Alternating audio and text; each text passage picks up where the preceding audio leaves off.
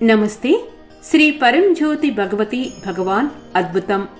మహారాష్ట్రలోని అహ్మద్ నగర్లోని నేవాసా నుండి సునీతా పవార్ గారి అద్భుత అనుభవం ఇది.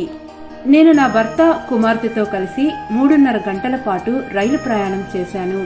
మా వద్ద రైలు టికెట్లు లేకుండా రిజర్వ్ చేసిన కంపార్ట్మెంట్లో ప్రయాణిస్తున్నాము.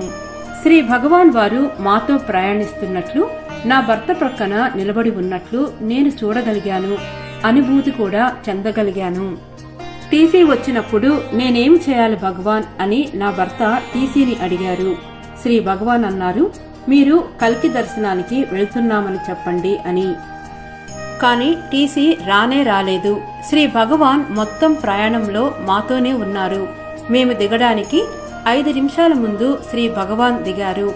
మా జీవితంలోని కష్ట సమయాల్లో మాతో ఉన్న శ్రీ పరంజ్యోతి అమ్మా భగవానులకు ధన్యవాదాలు. మీ ఉనికి ద్వారా మా జీవితాలు మరింత అర్థవంతంగానూ ఆనందంగానూ మారాయి.